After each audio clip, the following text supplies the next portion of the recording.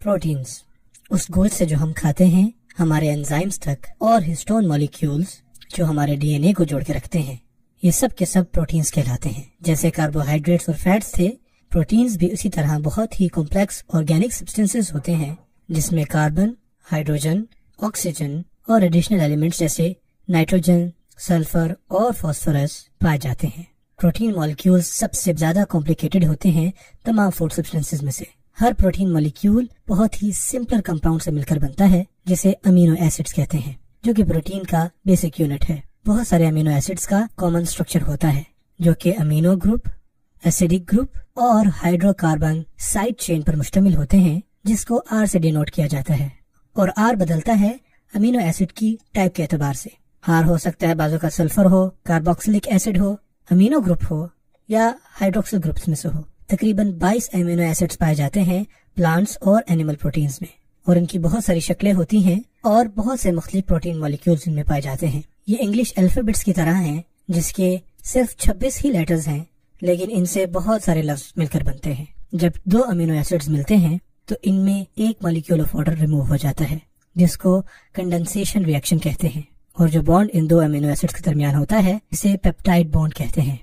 अगर 3 या इससे ज्यादा अमीनो एसिड पेप्टाइड बॉन्ड्स के जरिए लिंक हो तो पॉलीपेप्टाइड या पेप्टोन बन जाता है। और ये पॉलीपेप्टाइड हो सकता है कि अमीनो एसिड्स की एक बहुत लंबी चेन के साथ मिलकर बना हो, और जो अमीनो एसिड चेन है वो तकरीबन 500 यूनिट्स अपने साथ जोड़ सकती है।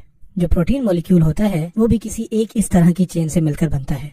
जो अमीनो एसिड चेन्स होती हैं प्रोटीन मॉलिक्यूल में, वो स्ट्रक्चरली स्ट्रेट अरेंज नहीं होती। अक्सर प्रोटीन्स में चेन्स जो हैं वो मुड़ी हुई होती हैं, और ये एक बहुत ही कमजोर हाइड्रोजन बॉन्ड की वजह से साथ जुड़ी हुई होती हैं।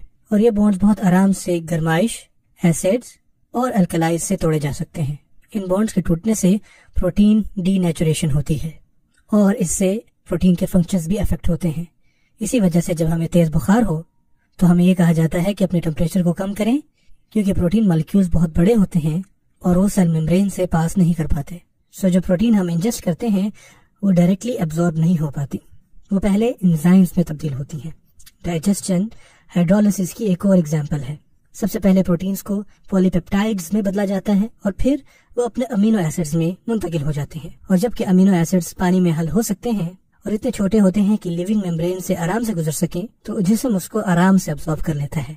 जब अमीनो एसिड्स जिस्म के सेल तक पहुंचते हैं तो फिर से एक साथ जुड़कर रिक्वायर्ड प्रोटीन में बदल जाते हैं।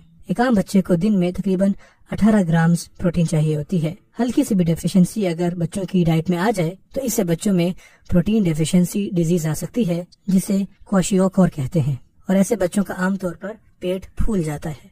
प्रोटीन्स के बहुत ही ज्यादा इंपॉर्टेंट फंक्शंस होते हैं। ये हमारे सेल्स और सेल ऑर्गेनेल्स को रिपेयर भी करते हैं, एंजाइम्स की कंपोजिशन भी करते हैं, एंटीबॉडीज की फॉर्मेशन भी करते हैं, और ऑफ कोर्स ये बहुत अच्छे एनर्जी सोर्स भी हैं।